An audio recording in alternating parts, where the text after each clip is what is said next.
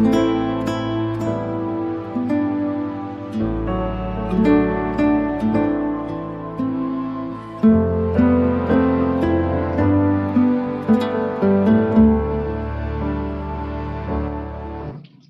सूत्र है दूसरे प्रकरण का।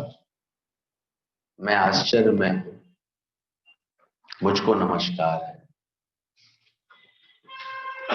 बहुत सुंदर जनक अपना बोध बता रहे हैं अपने गुरु को। गुरु भी सोचो कितने प्रसन्न हो रहे होंगे, थोड़ा सा उपदेश सुनने के बाद, सुनाने के बाद। जनक ने भी कितने अच्छे से अपना अनुभव कह रहे हैं कि मैं आश्चर्य में हूं, अपने स्वरूप पर कितनी आशिकी है, कितनी उसके ऊपर ऐसे फक्र है। दादाजी कहते थे ऐसी खुनकी रखो अपने स्वरूप की, अपने स्वरूप की सर्वज्ञता पर इतना अंदर से रस्क खाओ, इतना अंदर से उसके ऊपर भले अहंकार भी करो तो कोई बात नहीं, पर करना आत्मी आत्मा का। इस मिथ्या देह का मत कर बैठना अहंकार, झूठे शरीर का, इस मिथ्या संसार का, इसका अहम मत पालना, लेकिन अंदर से खुनकी रखना तो अपने सत्य स्वरूप होने की, आत्म स्वरूप होने की, इसकी खुनकी रखो अपने अंदर, इसी में निवास करो। संत की एक गुदड़ी थी, उसके पास एक केवल फटा मैला चदरा था, कोई उठा के ले गया। फकीर तो होते ही हैं, बेफिक्र बैठे हुए थे, दाएं बाएं की भी सुध नहीं थी, कोई उठा के ले गया। उठाईगिरी प्रवृत्ति का था बेचारा, ले गया। लेकिन संत को तो फिर हर बात में मजा होता है, शिक्षा देने का शौक होता है। पहुंच गए पंचायत में जाके कंप्लेन लिखाने के लिए, भाई मेरा तो सब लुट गया, मैं बर्बाद हो गया, मैं लुट गया, बर्बाद हो गया। क्योंकि दुनिया को देख देख के जगत संतों को भी मस्ती चढ़ती है। बोले ये सारे समय हाय हाय करते हैं, मैं भी तो करा के जाके हाय हाय करके देखूं कैसा लग रहा है। बोले मैं लुट गया, बर्बाद हो गया, मेरा सब चला गया। क्या हो गया? अरे सब चोरी हो गया। बोले क्या क्या चोरी हो गया? बोले चादर चोरी हो गया, कुर्ता चोरी हो गया, धोती चोरी हो गई, छाता चोरी हो गया, तौलिया चोरी हो गई, गमछा चोरी हो गया, लंगोटा चोरी हो गया, कंबल चोरी हो गया, मेरी हर चीज चोरी हो गई। पहले के छोटा गांव में था से पंचायत में, वो उठाई गिरा भी वहीं खड़ा हुआ था। वो सुनता जाए उसे अंदर ही अंदर इतना गुस्सा आता जाए, कितना झूठा है ये संत, कैसे झूठ पे झूठ बोले आ रहा है। ले दे करके इसकी एक फटी पुरानी ये मैली चादर ही तो उठाई है मैंने, और ये लिखाया जा रहा है मेरी ये चोरी चली गई, मेरी ये चोरी चली गई, मेरी ये गुस्से में उसने उठा करके वो उसे के मुंह पे मार ले, एक यही तो उठाया था तेरा, इतना झूठ क्यों बोलते हो, तुम संत होकर के भी ऐसी बात करते हो। हंसने लगा। अरे मैंने तो बिल्कुल झूठ नहीं बोला, मेरा तो सब कुछ यही है, यही पहन लेता हूँ कुर्ते की तरह, यही ओढ़ लेता हूँ धोती की तरह, यही बिछा लेता हूँ चादर की तरह, यही सर्दी बचाती है कंबल की तरह, यही बरसात से बचाती है छाते की तरह, यही तकिया बन जाता है मेरा, यही सिरहाना बन जाता है मेरा, मेरा सब कुछ यही है। तो मैंने तो सही लिखा है ना। ये तो छोटी सी एक कथा है, लेकिन मर्म इसका क्या है? ज्ञानवान के लिए भी एक अपनी आत्मा ही सब कुछ हो जाती है। वही उसका पति है, वही उसकी पत्नी है, वही उसका बेटा है, वही उसका पड़ोसी है, वही इसका संबंधी है, वही उसका मित्र है। आत्मा बिन हर गाल को, दिल से सदा नकारता रहता। अभ्यास बहुत गहराई से करना चाहिए इस बात का। कम से कम इस 1 घंटे में जब गुरु के आगे बैठते हैं तो पूरी निष्ठा अपनी आत्मा की बनानी चाहिए।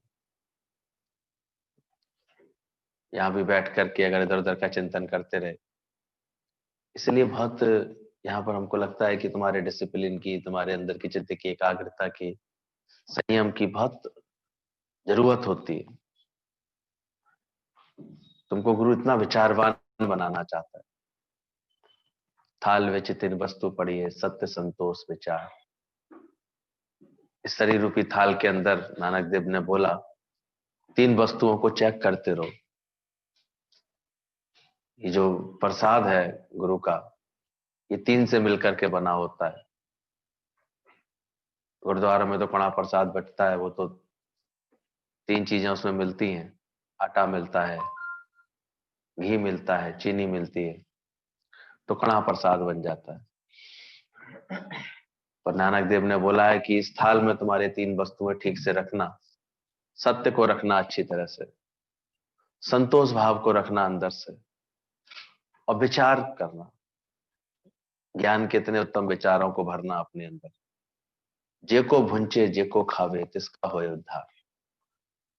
इस तीनों को जो बार बार भूनेगा, ऐसे बनाएगा, हलवा जितना अच्छा भून जाता है देखो, उतना स्वादिष्ट हो जाता है।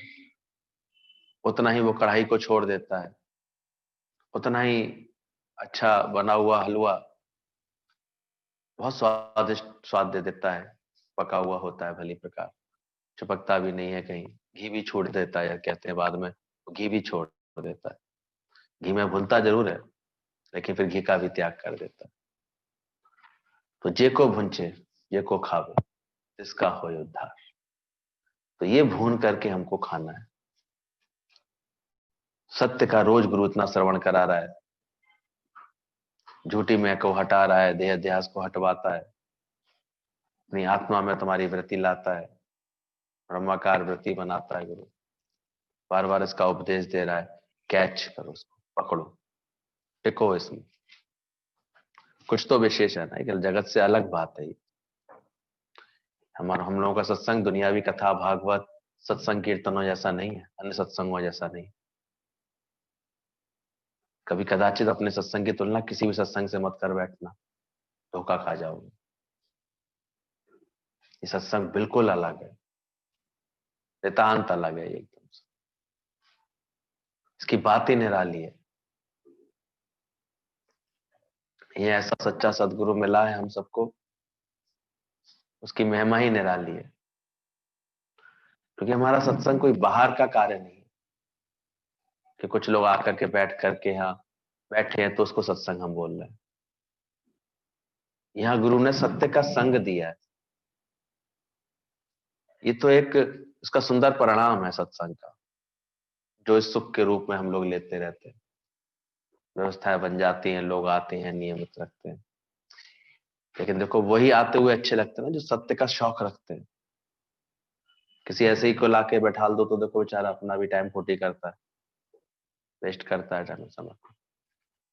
बस ये जरूर है, धीरज रखता है गुरु, कि आज नहीं तो कल इसको सत्य की प्यास आएगी, तो सत्य इसके जीवन में आएगा। गुरु से थोड़ा ही उसका टकराव हो जाए, गुरु से थोड़ा सा उसका आमना सामना हो जाए, देखो संतोष आने लगता है जीवन। ये तो कहाँ था संतोष। गुरु जी कहते थे संतोष है ही संतों का प्रसाद, संतोष संतों का प्रसाद है। ये तभी जीवन में आता है जब गुरु मिलते हैं जीवन में, कोई संत मिल जाता है, कोई ऐसा संत मिलावे। नहीं तो कहाँ, सबकी वृत्ति हम देखते हैं इस माया में कितनी भटकती सी रहती है। और जिसका दिल एक बार ज्ञान से लग जाता है, गुरु से लग जाता है, देखो वो कैसे अपने जीवन में शांति पाता है, धीरज पाता है, संतोष पाता है। तो सत्य, संतोष, और फिर बोला विचार होने चाहिए उसके अंदर। ऐसे ज्ञान के विचार होने चाहिए उसके अंदर। विचार पूर्वक चलने का शौक होना चाहिए उसको। बोले तो विचार के, बैठे तो विचार के, आए तो विचार के, गाए तो विचार के। इसलिए हमको लगता है सुबह सुबह ना कोशिश किया करो, ये जो भजन चल रहे होते यही सुनो। अभी नहीं है तुम लोगों के इतने अच्छे भाव, कोई भी आके गाना यहाँ शुरू कर दे तो बिल्कुल ऐसे माहौल अजीब सा हो जाता। पूछो अपने आप से, नाभि से गा रहे थे उस भजन को? क्या तुम्हारी वास्तव में गुरु के लिए इतनी प्रीत और इतनी सत्संग के लिए लगन, इतना समर्पण है जीवन में? तब वो जीवन अच्छा लगता है, बात अच्छी लगती है। केवल ये गाने का अड्डा नहीं है, ध्यान रखना कभी भी हमारा सत्संग। ये मंदिर ठिकानों में जो हरकतें करके आए हो ना, वो वहीं तक छोड़ के आओ। यहाँ केवल हम गाने के लिए नहीं गाते, यहाँ जुड़ने के लिए गाते हैं। तो गुरु के दर को अपना परमात्मा से जुड़ने का तुम एक स्थान समझो। पहले रूहानी ऐसे अंदर में मस्ती पैदा करो अपने अंदर। उन्हें कहते थे एक एक भजन जब पहले तुम खूब उसके अर्थों को समझो, वो तुम्हारे आचरण में उतरा हुआ हो उसका एक एक भाव, तब तुम्हारे मुख से जब निकलेगा ना, तब वो रस युक्त होगा। नहीं तो सिर्फ लफाजी होगी, वाणी से मुख से निकली हुई शब्द होंगे केवल। हर एक कोई गढ़े अपने आप को, कोशिश करो। सुबह का इतना ब्रह्म पहले शुरुआत का समय होता है सत्संग में, शांति का होता है। भजनों का चुनाव भी ऐसा होना चाहिए जो अच्छी स्थिति के हों भजन, स्वयं के अंदर भी ज्ञान के लिए पूरा ऐसे समर्पण हो, भाव हो, तब निकलें। अन्यथा हमारे गीता भगवान के इतने सुंदर सुंदर भजन है, वही चलने दिया था। कोई ये हल्ला मचाने का सत्संग नहीं है हम लोगों का। भजन ऐसे लगे जो कर्ण प्रिय हो, भाव प्रिय, पूर्ण हो, पूरा ऐसा उतर जाए, खिंच के सुनने का मन करे कि कौन सुना रहा है, ऐसे कितने भाव से कोई गा रहा है। मीरा गाती थी तो वो भाव होता था उसके अंदर, जुड़न होती थी, उसका जीवन समर्पित था। या तो ज्ञान के भजन भी सुना दोगे, दूसरे ही पल फिर माया में पूरा मन, फिर मैं मेरे में ही मन अटका हुआ है। और हम देखते हैं कोई अपने जीवन को पहले समर्पित करता है। चर्च में पहले उसके गुरु जी कहते थे उसमें लिटा देते हैं ताबूत में। कोई पादरी बनता है ना वहां का, चर्च की सेवाधारी बनता है, तो उसको ताबूत में लिटाल करके पहले पूरा उसके सब संबंधियों से ये संकल्प कराते हैं, इससे मेरा कोई नाता नहीं है, मर गया ये हमारे लिए। मतलब उसके मृत्यु का संस्कार किया जाता है। अब देखो जो सन्यासी बनते हैं उन लोगों को भी पूरा ये संस्कार कराया जाता है, वो अपना पिंडदान करने के बाद ही सन्यास धर्म ग्रहण करते हैं। तो ये सब क्यों रखी गई है बातें? यहाँ भी अंदर से तुमको जब तक पूरी तरह से नहीं छूटेगा मन, तब तक तुम्हारे अंदर वो रस नहीं आएगा परमात्मा। इत्थे पुटके इत्थे लावना ही लावना, से हटाना ही पड़ेगा। फिर भजन गाओ, अभ्यास बनाओ, वो अपने दिल की अपने मन की स्थिति बनाओ पहले अंदर से, अभ्यास में लगो इस तरह से। फिर उस ताबूत को लेकर के पूरा घुमाते हैं, पूरे उसमें सबको दर्शन करते हैं, सब उसके ऊपर पुष्प वर्षा करते हैं कि इसने अपना जीवन परमात्मा को दिया, परमात्मा को दिया। बड़े मुश्किल से किसी का जीवन समर्पित होता है भगवान को, केवल बातें करने से नहीं होता। हो जाए सल इस जीवन से, फिर कार्य ही ये रह जाए। और काज तेरे किथे ना काम, मिल साध संगत भज केवल राम। फिर जीवन का संकल्प ये रहता है, और प्रकृति कराती भी उसी से, जीवन से यही कार्य। अभी देखो हम किस लगन में आकर के बैठे हैं, कि ज्ञान को लेकर के इतनी लगन है, या फिर भी कोई मन कोई स्वार्थ लेकर के आकर के बैठ रहा है, कोई इच्छा लेकर के आके बैठ रहा है। शुरू में भले ही आता है इच्छा से, किसी स्वार्थ से बंद करके भी आ सकता है, लेकिन धीरे धीरे बोला साफ होना चाहिए। उस जमादार के बच्चे का, लड़के का मन भले राजकुमारी की प्राप्ति की इच्छा से वो बैठा था समाधि लगाने, भगवान में चित्त लगाने, लेकिन करते करते लगाते लगाते उसके अंदर से कैसे वो उस इच्छा का विनाश हो गया, तब उसने अपनी दिव्यता को पाया। तो ऐसा ही अपना लक्ष्य बनाना चाहिए हमेशा, और ऊंचे उठो और अच्छे से, और हमारा अगला स्टेप और मजबूती के साथ, और प्रभु को समर्पित हो, और उसमें अंदर से रस हो परमात्मा का। अकबर मनवार करते रह गया, लेकिन नहीं गाया उन्होंने। हरि प्रसाद जो उनके गुरु थे तानसेन के, उन्होंने अकबर के सामने नहीं गाया भजन। बोले गाते क्यों नहीं है तुम्हारे गुरु जी, वैसे तो इतना अच्छा गा रहे थे। बोले ये उस शाही दरबार में ही गाते। बोले क्या मतलब? बोले वो राजाओं के लिए नहीं गाते, वो परमात्मा के लिए गाते। कि अकबर बिन ने भी देखा था कि तानसेन, जिसको मैं अपना इतना बड़ा संगीतकार मानता हूं, जब तानसेन ने अपने गुरु को सुनवाने के लिए था उसका भाव, तो तानसेन ने भी युक्ति लगाई थी, कुछ गलत स्वर लगाने शुरू किए थे। जब गलत गाया तो उसको ठीक करने के लिए गुरु ने सही गाया, तब अकबर सुन पाया। ऐसा भाव, ऐसा कंठ, ऐसी भाव से गाया उन्होंने, तब उस भजन के लिए बताते हैं। क्योंकि बोले गाते ही वो शाही दरबार के लिए, परमात्मा के लिए गाते हैं, मेरी तरह कोई प्रशंसा पाने या दरबार से चाकरी करने के लिए थोड़ी गाते हैं। दोनों में बड़ा अंतर होता है। इसलिए जब हमारा आचरण निष्काम हो जाता है, सबको सुख देने वाला होता है, अंदर से कोई फल की इच्छा नहीं होती, तब जाकर के कोई कर्म हमारे जीवन में सजता है ठीक से। इसलिए विचार करो हर बात से पहले, बैठो तो विचार के कहाँ बैठ रहा हूं, अपना समय खोटी तो नहीं करना किसी के साथ बैठ करके, मेरा टाइम तो नहीं वेस्ट हो रहा, मेरा मन इधर उधर तो नहीं जा रहा, कोई भी कार्य मेरे जीवन से गुरु की आज्ञा से हो रहा है, उसमें कोई किसी का प्रेम पूरा करने के लिए हो रहा है, किसी का भाव पूरा करने के लिए हो रहा है, अपना तो कोई सुख नहीं चाहिए इसमें मुझे, वही कर्म योग बन जाता है। तो ऐसे तो करी दुनिया सारी कर्म करती करती, कर्म के बिना एक पल नहीं रहती, तो योग कहाँ बन पाता है, कहाँ ईश्वरी कृपा दिखती है। फजीते से ही होते रहते हैं संसारी लोगों के, तो उनका तो एक घर भी झगड़ों का अड्डा बना रहता है हर समय, तो कर्म ही नहीं ठीक से करने आते उनको, मन झगड़ा बनाता रहता है हमेशा, वाणी झगड़ा बनाती रहती है, उनके कर्म झगड़ा बनाते रहते हैं।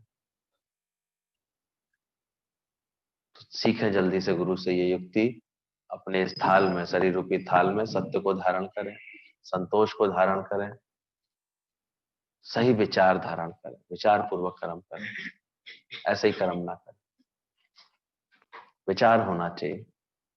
सत्संग मन की स्थिरता के लिए है, ये कोई ऐसे केवल अपनी इंद्रियों की शक्तियों को बाहर बहाने के लिए नहीं, एक संतुलन के लिए है। हम लोग हिम्मत भी कर रहे हैं ऐसे वातावरण में, जब चारों तरफ इन सब चीजों के लिए सावधान किया जा रहा है, तो बिल्कुल हमको सावधानी से तो कर्म करना चाहिए। फिर अभी आने वाले 4-5 दिनों के लिए हमने स्ट्रिक्ट बोला है, जिसका लिस्ट में नाम हो उन्हीं को, जो लिस्ट में नाम लिखाने में इतना परहेज क्यों करते हैं, हम हिम्मत ही नहीं कर पा रहे इस बार। दिल तो करता है ठीक है, जो भी जुड़े हुए हैं वो आ जाए, बाहर के लोग भी आना चाहेंगे, पर स्ट्रिक्ट है इस बार ऑर्डर, जब तक नाम नहीं लिखा होगा ऐसे किसी को भी उस दिन एंट्री नहीं होती। 31 से लेकर के, हमारा तो कोई एक दिन का थोड़ी कुछ बात कोई प्रोग्राम होता है, नया साल का स्वागत है, नएपन का स्वागत है, पूरा है, 4-5 दिन तक चले, यहीं पर ही बैठेंगे सब, थोड़े थोड़े करके आते जाओ, जो लिस्ट में नाम जिसका आ जाए, जिसको अपना अंदर में शौक हो, उमंग हो, लिखा है तो कम से कम उस हिसाब से हमको पता तो रहे। समझदारी से दिखाएंगे, समझ से चलेंगे, तो शोभा बनेगी हर बात की, नहीं तो बेकार हो जाएगा। अब तो धीरे धीरे हमको भी समझ में आ रहा है, कोई बाहर का थोड़ी, सत्संग सारा अपने अंदर भीतर का होता है, भीतर है सखा तेरा सखा। अगर हाँ तुमको भी अगर गुरु के मिलन का, सत्संग का, इसका जुड़न का आनंद लेना है, तो फिर पूरे डिसिप्लिन का चलना पड़ेगा, पूरी समझ से चलना पड़ेगा, जैसे गुरु चलाए वैसे चलना चाहिए, तो लाभ मिलेगा। हर बात की पूरी सावधानी रखना, कहीं भी कोई व्यर्थ का व्यवहार ना दिखाई दे हम लोगों को जी। साधु, अब साधु मतलब ही है तुम सब साधना सीख जाओ, तन मन भी एक रस हो गए। पहले तो यही अपनी वृत्ति बनाओ, जो 1-1.5 घंटे यहाँ बैठते हो, पूरी तरह से यहाँ बैठे हो, कि अभी पुराना अभ्यास तो नहीं कि मनुआ तो दहदेश फिरे, कभी भी कहीं भाग जाता है, कैसे ही भाग जाता है। कितना सूक्ष्म तत्व है आत्मा, कैसे समझ पाएगा। इन्होंने समझा, देखो जनक ने, कहता है मैं आश्चर्य में हूं, इतना मुझे आश्चर्य हो रहा है कि मैं क्या हूं।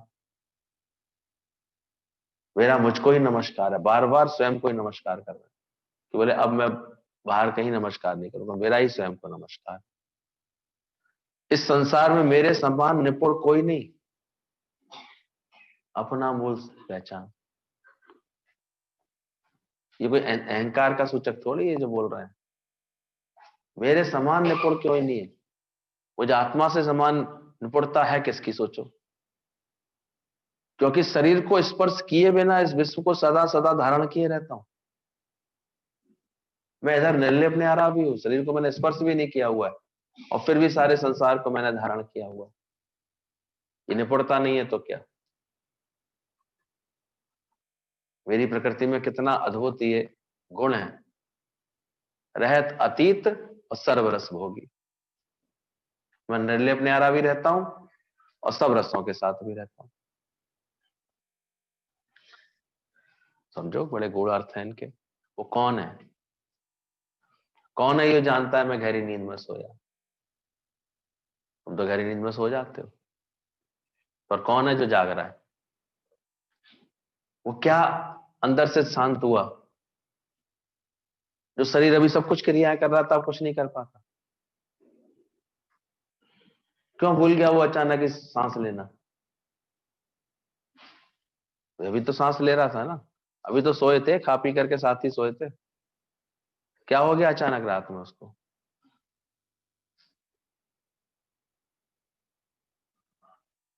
कौन सा खेल ये बन गया एकदम से? कैसे शरीर वही रहता है,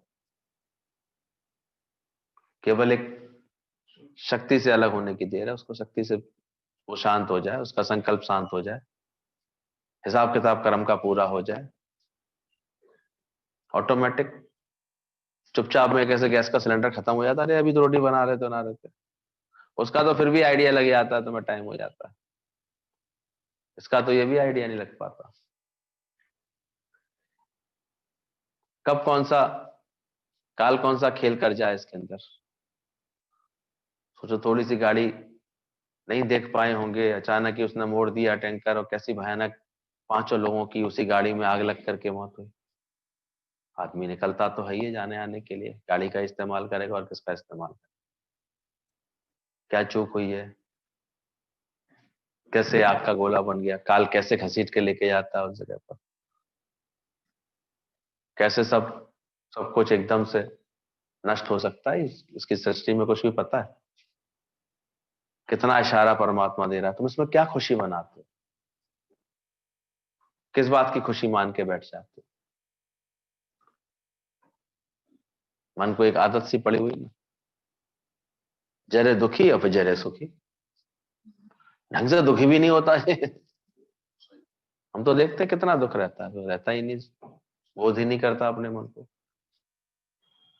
फिर तभी तो योग वशिष्ठ में वो चित्र दिखाते हैं, शेर पीछे भाग रहा था, भागते भागते कुएं में लटक गया, पेड़ पे जाकर के, और नीचे बड़े बड़े घड़ियाल, उसमें नीचे से मगरमच्छ, वो ऐसे मुंह फाड़े ऐसे बैठे हैं, अजगर बैठा हुआ है मुंह फाड़े, शेर ऊपर खड़ा है, ये ऊपर आए तो मैं इसे लपक के खाऊं।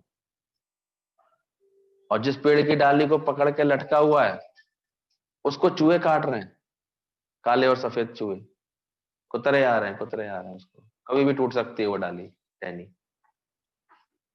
इतने संकट के बावजूद भी वो एक छोटा सा छत्ता लटका था उस पेड़ के ऊपर, उससे रस टपक रहा था, उसको चाखने में मस्त हो गया, उसे चाटने लगा। ये मनुष्य की हालत है, चारों तरफ तो काल से घिरा हुआ है,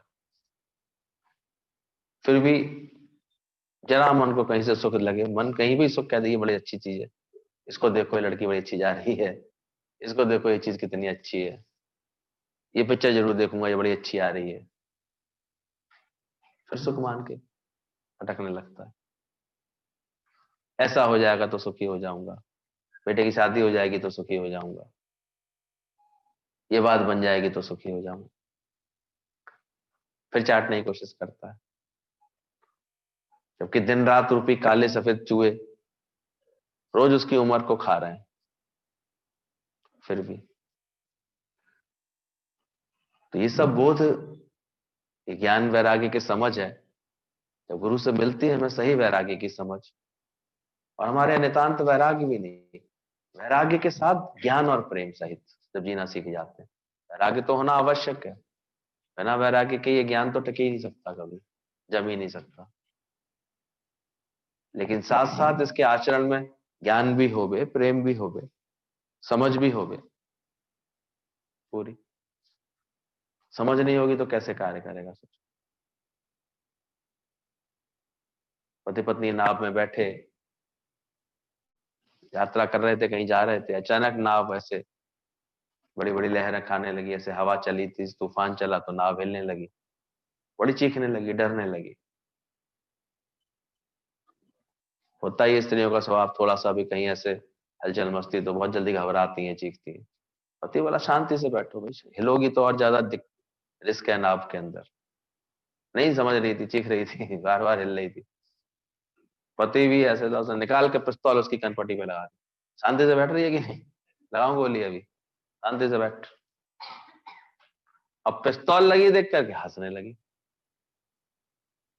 पति बल्कि शांति से बैठा था। बोले हंस काहे को रही है? बोले तुम मुझे मारोगे थोड़ी। बोले तो डर नहीं लग रहा पिस्तौल से? बोले अरे तुम्हारे हाथ में पिस्तौल है, काय का डर? तुम क्या कोई मुझे मार सकते हो? बोले क्यों, मुझ पर इतना विश्वास है? बोले अरे तुम इतना प्यार करते हो, तुम कैसे मार सकते हो? बोले बात समझ में नहीं आती, तो भगवान में इतना विश्वास क्यों नहीं करती? बैठ शांति से, खुशी से बैठ। हिली तो रही है थोड़ी सी, हलचली तो आई। समझना, वैराग्य के साथ क्या था उसके जीवन में? प्रेम भी था, विश्वास भी था, ज्ञान भी था। खाली वैरागी फिर बड़े उखड़े उखड़े लगते हैं, उनके जीवन बड़े ऐसे विकृत हो जाते हैं, अजीब से दिखाई देते हैं। भले शुरू में ज्ञान की वैरागी की समझ गुरु की अच्छी लगती है, धारण भी करनी चाहिए, लेकिन जिन्होंने फिर उसके साथ साथ प्रेम नहीं बढ़ाया अपने जीवन में, सही प्रेम सही ज्ञान की समझ नहीं रखी अपने जीवन में, तो फिर उलझ जाते हैं उनके जीवन। बेचारे वो नहीं, संसार तुम्हारे लिए, तेरे सुख के लिए बनाया भगवान ने, तेरे आनंद के लिए बनाया है, तुम्हारे उमंग के लिए बनाया है इतना सुंदर संसार। कभी कभी इसलिए कहते हैं ना, गुरु से पहले पूरी तालीम तो ले लो, पूरी शिक्षा तो ले लो, कैसे चलना है। ये भी अच्छा नहीं है, ये भी अच्छा नहीं है, ये भी बुरा है, इस चक्कर में तुम पता लगा सब संबंध और खराब कर लो। इसके लिए बोला था गुरु ने सब अच्छे नहीं है? साथ साथ ज्ञान भी तो दिया, इतना प्रेम भी तो गुरु ने सिखाया। अटको नहीं, ये बोला। आंख मिले पर दिल क्यों अटके, ये अभ्यास है हम लोगों का। आंख तो मिलेगी, देखेगी सारी सृष्टि, देखोगे नहीं क्या? पर ये देखो दिल तो नहीं अटक रहा मेरा कहीं किसी, भंवरे ऐसा मन भटक तो नहीं रहा इससे कहीं। वो मेरा अपने स्वरूप में स्थित है, वो मेरे अपने ज्ञान में स्थित है ठीक से। हल हालात परिस्थिति हर परिवर्तन को फेस करने का मेरे अंदर में संतुलन है, घबराता तो नहीं है मन से, भागता तो नहीं है परिस्थितियों से, दुख तो नहीं बनाता बैठ करके अभी भी। तो चारों तरफ से गुरु की बात समझनी चाहिए, इसलिए बोला मेरा मुझको नमस्कार है, क्योंकि शरीर को स्पर्श किए बिना ये विश्व को सदा सदा धारण किए हुए, ऐसा मेरा स्वरूप है।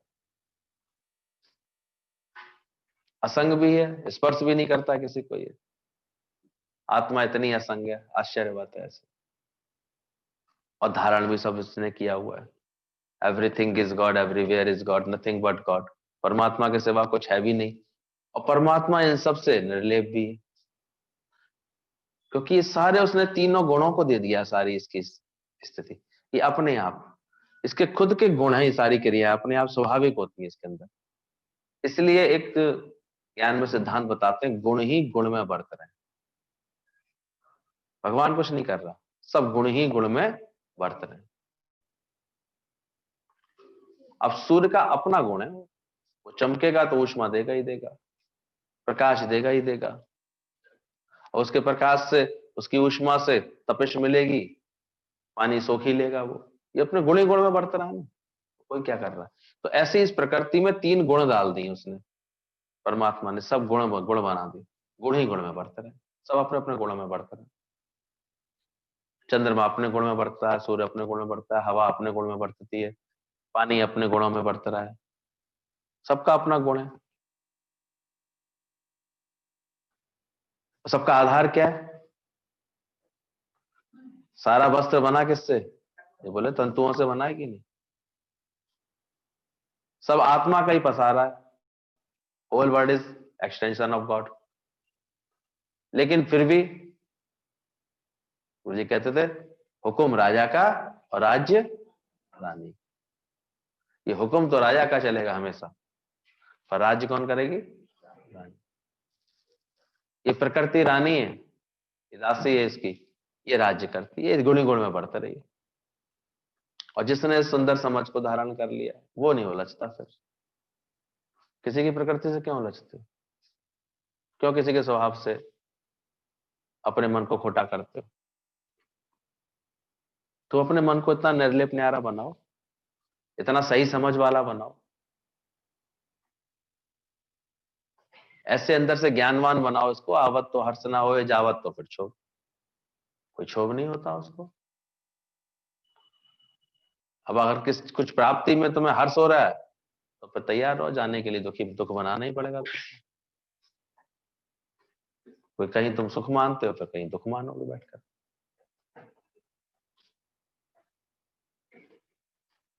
ज्ञान आने के बाद देखो अपने आप गाने लगते हो ना, सुख भी मुझे प्यारे हैं, दुख भी मुझे प्यारे हैं, छोड़ू मैं कैसे भगवान, दोनों ही तुम्हारे। अपने आप अंदर से निकलता है। तो वही बात इसमें समझा रहे हैं, ये क्योंकि शरीर को स्पर्श किए बिना, ये आत्म तत्व की बड़ी निपुणता है, ये असंग होते हुए भी बिना किसी शरीर को स्पर्श किए इस विश्व को सदा सदा धारण किए रहता है। इसका अर्थ है विश्व आत्म तत्व से अलग भी नहीं है, इसके बिना रह ही नहीं सकता। जैसे ही आत्म तत्व अलग होता है तो उसे मृत घोषित कर देते हैं। सोचो, ये तो उसकी स्थिति है। क्या चला जाता है उसके अंदर से? कैसे धौकनी चल रही थी, धौकनी रुक गई अचानक। प्राण चल रहे थे, रुक गए। अभी अब कार्य कर रहे थे, रुक गए। तत्व का अभाव हुआ, रुक गए उसमें। क्या चली गई उसके अंदर? चैतन्यता लुप्त हो गई। लुप्त तो कहते हैं उसको, जाती भी कहीं नहीं है, वही है। इसीलिए उसको फिर व्याख्या इस तरह से की गई, करंट तो वहीं की वहीं है, फिलामेंट अलग हुआ है। वो जुड़ा था बस उससे,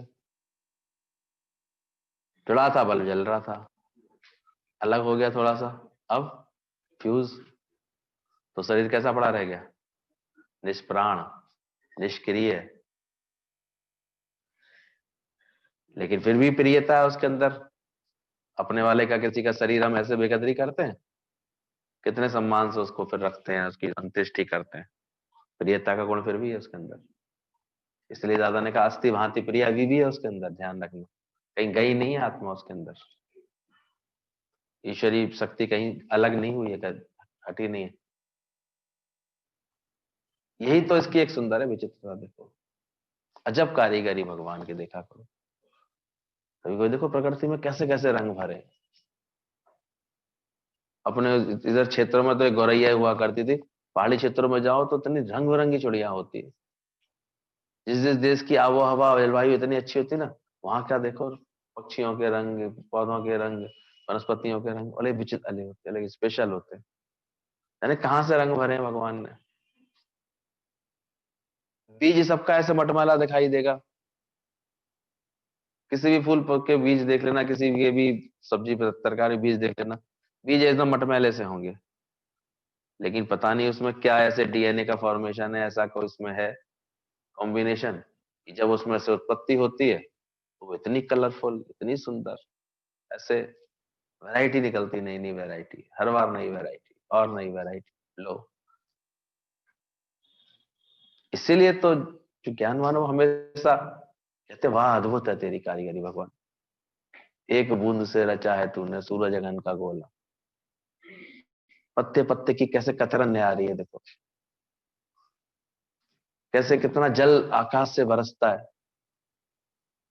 कहीं पर भी कहीं बर्फ थोड़ी जम रही है कहीं।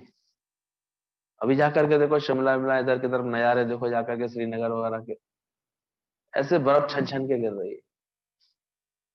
अजीब कारीगरी है। पूरा वातावरण, लोग खास उसका मनोरंजन लेने जाते हैं, सुख लेने जाते हैं, स्नोफॉल देखना चले जाओ उस समय, इतने नजारे अच्छे हो रहे हैं। अभी चिल्ला जाड़े शुरू होने वाले हैं वहां पर, वहां तो लोग उत्सव, पहाड़े पर तो उत्सव मनाते हैं उसका, उनके लिए बड़ा ये उत्सव का सीजन आ जाता है। सबों ने अभी देखो क्रिसमस, जिसने ऐसे ईसाई कंट्रियां होती हैं वो सब खास त्योहार मनाते हैं, सबसे बड़ा त्योहार उनका इन्हीं दिनों खास होता है। बर्फ के बीच में वो लोग सब, इतने ठंडे इलाके हैं कनाडा वनाडा का, वो सब इलाका साइबेरिया का, इधर उत्तरी उत्तरी गोलार्ध तो पूरा बर्फ से ढक जाता है। जैसे भगवान इस पृथ्वी को एक सफेद कैप पहना देता हो पूरी ऐसी। कैसी कारीगरी है उसकी, सोचो कहां से, जबकि ऊपर तो सूरज है ना, सूरज तो फिर गर्म नहीं है, लेकिन वो कैसे अपना रूप बदलता रहता है। और बड़ा अच्छा दिखा रहे थे, देख के हमें लगा देखो कैसे हमारे यहाँ सब चीज इतनी सब धर्म से जोड़ी गई है। कैसे वो भी गणेश जी ने उसको श्राप दे दिया चंद्रमा को, तेरी कलाएं घटेंगी बढ़ेंगी, अब तू एक सा नहीं रहेगा, बहुत अहंकार कर रहे थे। देवताओं को भी तो अहंकार आता था अपने बल का। गीता में लिखा है, तुम पूजो, देवताओं का पूजन करो, उससे उनकी शक्तियां बढ़ती हैं। देवता फिर तुम्हें पूजते हैं, वो तुम्हें बल पलट के रस बरसाते हैं। चंद्रमा देखो कितना सोमरस बरसाता है रात को, कितनी वनस्पतियां पुष्ट होती हैं, कितनी औषधियां, कितने कितना रस बनता है, सब बताते हैं चंद्रमा की किरणों का ही प्रभाव होता है सारी वनस्पतियों में, उसमें इतना वो प्रभाव होता है इसका, रस बरसता है इतना उसका। इसलिए हमारी आर्य संस्कृति में सिखाया गया सब देवताओं को पूजा करो, वायु देव को पूजा करो, अग्निदेव की पूजा करो, जल देव की पूजा करो, धरती की पूजा करो, इतना देती है।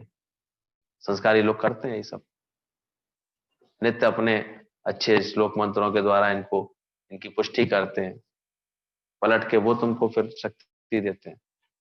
सूरज कितनी तुम्हारी सृष्टि को दे करके बैठा हुआ है, 4 दिन ना निकले तो हाहाकार समझने लगता है। जीवन है, पर आदमी इतना अपने स्वार्थ में अंधा हो गया है, इन जीवनदायिनी चीजों का तो महत्व तो भूलता जा रहा है। कमरे में घुसा रहेगा, अपने बस रजाई में पड़ा रहेगा, भीड़ तो मरे रहो, रजाई में पड़े रहो, नहीं तो सुबह उठ करके निकलो तो देखो कितने सुंदर नजारे होते हैं। अब तो अहंकार भी नहीं कर सकते किसी चीज का, कब कौन सा झटका मार दे भगवान, क्या कर सकते, शरीर का भी खेल ऐसा है, कब कहाँ तुम्हारे को सोचा। सोचो एक बार ये चीजें सब अंदर में आ जाती हैं, किसी के अंदर शुगर आ जाती है, किसी के अंदर बीपी आ जाता है, किसी के अंदर कोई बात, तो कितना उनकी छोटी सी उम्र है, तेरे को बीपी कैसे हो गया, जरूर चिंतन कुछ गड़बड़ है अभी, और फ्रेश करो, और अंदर से परमात्मा से जुड़ो, वो रस का केंद्र है परमात्मा, अपने से जुड़ो, ऐसे तो धीरे धीरे इस सब चीजों पर तुम्हारी विजय पाओ अपने जीवन पे, जितनी जल्दी पालो।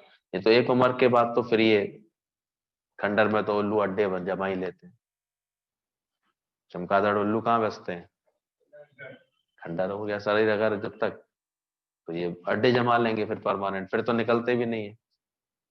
फिर तो गुरु भी कहता है भाई दवाई के बिना नहीं चलो, दवाई खाते रहना, लेते रहना, पहले ही अपने योग से, प्राणायाम से, सही खान पान से, सही उससे इसको फिट रखो, ठीक रखो। इसलिए यहाँ भी रोज अभ्यास कराते हैं, इतना मिथ्या भाव पक्का करो जगत का, कि जगत की कोई भी व्यवहार, कैसी भी घटना, किसी का कैसा ही बात तुमको अंदर तक कभी प्रभावित ना करे, कभी तुमको ऐसे तुम खेल की तरह खेल रहे हो हर वक्त, जैसे खेलता खेल डाला, खेल हो रहा है, तो पकड़ लोगे बिस्तर और कुछ नहीं होगा, यार चिंतन उल्टा सीधा किया। अगर वास्तव में गुरु का ज्ञान पक्का कर लिया होगा तो क्या हुआ, फिर भगवान देगा, देखो कहां से देगा, रास्ते चलते भी दे सकता है, उसकी तो मर्जी है, क्या मर्जी है उसकी। कहां से पहुंचाता है, मुर्दे को प्रभु देते हैं कप्पा लकड़ी आग, और जीवत नर चिंता करे। कुशलता से कार्य करो, चिंता करने के लिए थोड़ी कहा है, कार्य कुशलता से करो, ये अकल होनी चाहिए कि इंद्रियां दी हैं कुछ कुशलता से कार्य करने की, सीखने के लिए कुछ अच्छा, next will be the best, ये सोचते हुए करो। ठीक से अपने उसमें पूरी अपने संसाधनों का सही उपयोग करो, अपनी नॉलेज का बेस्ट यूज करो। बुद्धि इसलिए परमात्मा ने दी है कि तुम उसका सदुपयोग करके चलो, और बुद्धि से भी ऊपर ज्ञान धारण करो, तो समता चित्त में रखो, हमेशा स्थिरता रखो चित्त में। आदमी देखता है अरे नुकसान हो रहा है, फिर नुकसान हो तो आखिर काम को बंद करता है। विवेक है उसके पास, समझ है। अच्छे लोग देखो हर 3 महीने में अपना बैलेंस मिला लेते हैं, बहुत से लोग तो महीने, आप तो कंप्यूटर से तो आपको महीने में ही रिपोर्ट, आपको एक क्लिक करो पता लग जाती है कि हमारा जितना लेन देन हुआ उसमें कुछ मुनाफा हुआ भी कि नहीं हुआ। जो लिखा पढ़ी में बहुत ऐसे कमजोर रहते हैं, लापरवाह रहते हैं, वो फिर बड़े ऐसे उलझते रहते हैं। अब एक कह रहा था कमाई तो करता हूँ लेकिन भैया पता नहीं क्या, मैंने कि लिखा पढ़ी, बोले सो नहीं करता मैं, कहीं पे लिखता है नहीं, तो फिर तो तेरे को पता ही नहीं चलता कितना आ रहा है, आमदनी हो गई अठन्नी, खर्चे हो रहे होंगे तेरे रुपया, तो अठन्नी कहीं से कर्जा ही तो लेगा, और क्या करेगा। जब लिखा पढ़ी नहीं है तेरे पास, समझ नहीं है, तो क्या करेगा, खर्चे अचानक दिखाई देते हैं। तो आदमी अपने इन सब में एक समझदार होता है, बचा के चलता है, समझदारी से चलता है, पूरा उसका सही व्यवस्था बना के चलता है। 4 पैसे कमाता था, 1 पैसे माता पिता की सेवा में रखता था, 1 पैसे अपने परिवार की सेवा में रखता था, 1 पैसे से बच्चों की साफ संभाल करता था, उनकी पढ़ाई लिखाई की व्यवस्था करता था, तो फिर 1 पैसा अपने निष्काम सेवा के लिए, कर्म सत्संग के लिए, गुरु की भक्ति के लिए रखता था। ये एक संतुलन दिया है शास्त्रों ने, गुरुजनों ने समझाया कि ऐसे अपने जीवन को व्यवस्थित बनाओ, और 4 पैसे कमाओ तो सही की कमाई होगी, तभी तो ये 4 तरह से कर पाओगे, नहीं तो निश्चित ही माँ बाप से भी संबंध बिगड़ेंगे, बच्चे भी ताने मारेंगे, बीवी भी दिन भर रूठेगी, और गुरु के भी तुम किसी मतलब के नहीं है, कोई निष्काम कर ही नहीं पाओगे, अपने गुरु को नहीं चाहिए होता है कुछ नहीं, पर तुमको अंदर से अकल तो होनी चाहिए कि कहीं तुमने ऐसी सेटिंग की है कि कहीं तुम्हारा किराए का आ जाता हो, या कोई तुम्हारा बैंक में हो जिसकी ब्याज आ जाती हो, ये तो हाथ फैलाना पड़ेगा कहीं ना कहीं। और ऐसे हाथ फैलाने वाला जीवन कभी अपने कॉन्फिडेंस में कैसे आए। उन्होंने कहा देने वाले बनना, लेने वाले कभी मत बनना। तो चारों तरफ की हमको समझ दी आती है, हम कितनी समझदारी से चल रहे हैं, चेक करना। सत्संग बैलेंस बनाता सिखाता है। हो सकता है शुरू में तुम्हारा जीवन लड़खड़ा रहा हो, लेकिन गुरु के ज्ञान से फिर संतुलन तो बैठाओ, हिम्मत तो रखो, मेहनत तो करो, जवाबदेही तो बनती है हर बात की। तो इसको समझना है इस चीज को, जहां एक तरफ जगत मिथ्या है और उसी तरह दूसरी तरफ फिर इस जगत में तो कितनी व्यवहार कुशलता के साथ जीना है, ये भी दोनों का संतुलन बैठाना, कभी एक ही बात में समझ के चले यहाँ। खाली वैराग्य समझ लिया तो उलझन ही उलझन होगी, उसके साथ साथ ज्ञान और प्रेम भी महसूस करना, समझना।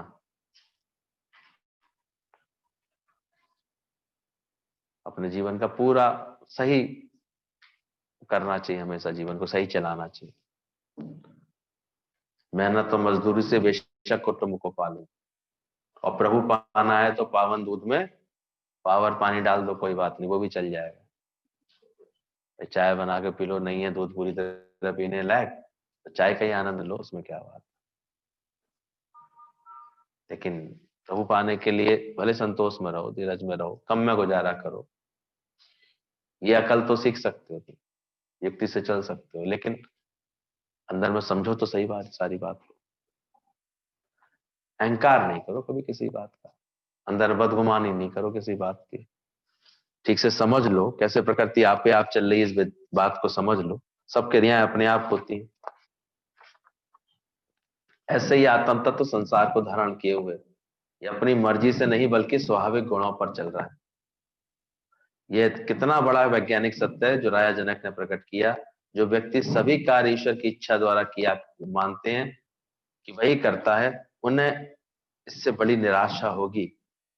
विज्ञान का आधार ही ये दृष्टि है। कुछ लोग इस तरह की भाव लगा देते हैं ना, सब भगवान करेगा, भगवान ही कराएगा, तो वो बोले फिर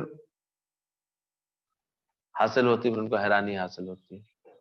जो ये जानते हैं कि करण करावन आपे आप, इस सृष्टि का गुण ही ऐसा है। अगर सही कर्म में प्रवृत्त नहीं होगे तो वो दुविधा ही बनेगी तुम्हारे लिए। उस दिन सुना रही दिन बाद, गुरु ने शिष्य को भेजा कि जाओ अपना अनुभव बना करके आओ। तो जा रहा था भिक्षा मांगने के लिए, तो उसने देखा एक जगह पर एक सियार, उसकी दोनों टांगे ऐसे चोट लगी हुई थी, बिल्कुल कुछ नहीं कर पा रहा था, कमर से चल भी नहीं पा रहा था, घिसट घिसट के रेंग रहा था नेकाल। उसको लगा कि ये कैसे खाता होगा, इसकी पालना कैसे होती होगी, प्रभु देखें इसको कैसे खिलाता है। गुरु तो कहते हैं कि भगवान सब जीवों का पालन करता है। और बैठा वो देख रहा था कि बोला देखूं जरा ये कैसे खाता पीता होगा, इसकी पालना कैसे हो रही होगी। देख के वो हैरान रह गया। थोड़ी देर बाद एक शेर आया, वो शिकार करके आया था, लेकिन उसके खाने के लायक थोड़ा सा टुकड़ा अपने मुंह में दबा करके ले आया था और उसके पास डाल गया, उसके मुंह में डाल गया। घिसट भी नहीं सकता था, उसी के मुंह में डाल गया। बोले शेर हो करके, खुद शेर इसका शिकार है, उसको नहीं मार रहा, उल्टा इसको खिला रहा है। अरे भगवान, गुरु की बात तो बड़ी साफ पक्की निकली, ऐसे खिलाता भगवान। लेकिन उसने जो है सोचा, अरे भगवान ऐसे ही खिलाता तो अब मुझे कुछ करने की जरूरत क्या है।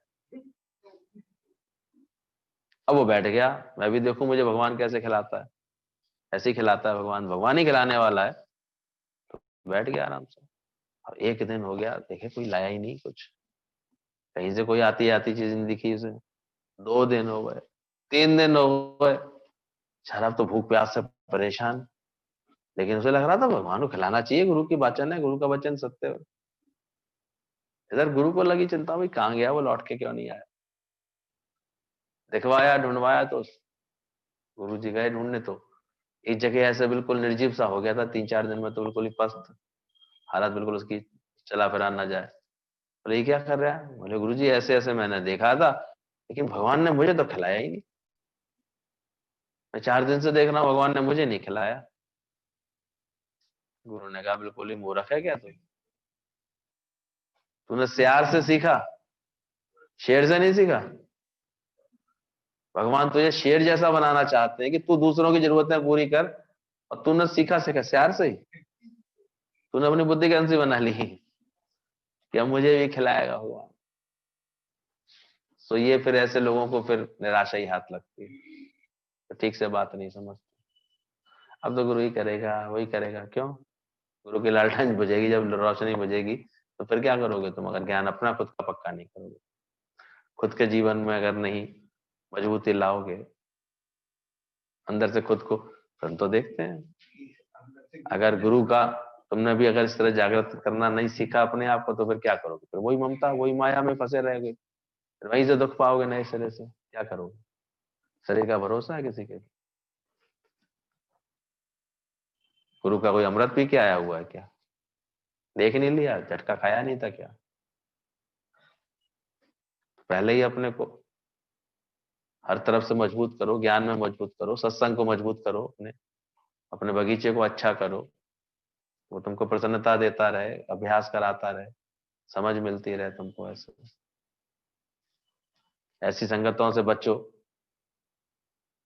ऐसे मन संबंधी देवताओं से बचो जो तुम्हारे सत्संग में भी तुम्हें चित्त नहीं लगने देते। ऐसे ख्यालों से बदलो अपने ख्यालों को। कौन सी तुमने अकलमंदी कर ली ऐसे ख्यालों का संकर, सोचो। मन भी रोक देता है, कभी कभी संबंधी रोक देते हैं, कभी और बातें रोक देती है। तो चारों तरफ से बात को समझो। मैं आश्चर्य में हूं, मुझको नमस्कार है, मेरा कुछ भी नहीं है। अथवा मेरा सब कुछ है। कितने आश्चर्य की बात है। एक तरफ तो मेरा कुछ भी नहीं, ये भी ज्ञान पक्का करना है, नमम नमामि, ना मैं हूं ना मेरा है। और एक तरफ ये बोध भी रखना है कि मेरे से ही सब कुछ है। सब कुछ कौन बना हुआ है? मैं ही बना हुआ हूं। मेरा कुछ नहीं है पर सब मैं ही बना हुआ हूं। इस ज्ञान को बात धारण करो। तो ज्ञानी के अंदर कभी कोई कमी भी नहीं आती, कोई के अंदर से उदासी भी नहीं आती, कमजोरी भी नहीं आती, और मेरा भी कुछ नहीं मानता वो, चोरी भी नहीं करता कुछ भी परमात्मा, सब उसको भगवान का दिखाई देता है। तो ये आश्चर्य है, मुझको नमस्कार है कि मेरा कुछ भी नहीं है अथवा मेरा सब कुछ है। मेरा कुछ भी नहीं है अथवा मेरा सब कुछ है। जो मन और वाणी का विषय है, जो भी कुछ जगत में देख रहा हूं, ये सब, इसलिए समझना ये आत्मा इस भोग में शरीर में रहता हुआ भी निर्लिप्त है। ऐसी महान आत्मा को मेरा नमस्कार है।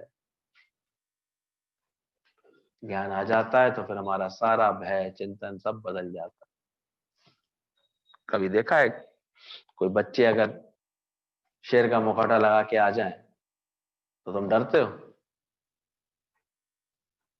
उसको खुश करने के लिए भले ही थोड़ी देर एक्टिंग कर लोगे, अरे डर गया डर गया डर गया, लेकिन वो डरते थोड़ी अंदर से। तो पता है बच्चा मुखौटा लगा के आया, ये ऐसे ही कर रहा है। तो ऐसे ही ज्ञानी को पता है कि भगवान के मुखौटे लगा लगा के लिए है तो भगवान ही मेरा, कौन रक्षा करने वाला। तो उसको भय नहीं लगता किसी बात का, ज्ञानी को निर्भय पद पे बैठता है। हर घटना में जानता है मेरे प्रभु का गर्जना है, उसकी घड़घोर है। जैसे शेर का बच्चा शेर की दहाड़ से डरेगा क्या? ऐसे जिनको भगवान का विश्वास है, वो भगवान की किसी भी किए पर हाय भगवान ये क्या कोरोना हो गया है, हाय ऐसे कर रहे हैं ना लोग आजकल बहुत, वही कर रहे हैं, इनके पास ज्ञान नहीं है। ज्ञान होता है तो वो नहीं डरते ऐसे, वो हमेशा मजबूती में रहते हैं। वो जानते मेरे प्रभु की लीला, मारे राखे को आप। मरना भी इसको लीला नजर आती है, पैदा करना भी लीला नजर आती है। गुरु को आके बोला, अरे लातूर में तूफान भयंकर आया है, भूकंप आया है, 50,000 लोग मारे गए दादाजी, 50,000 लोग मारे गए।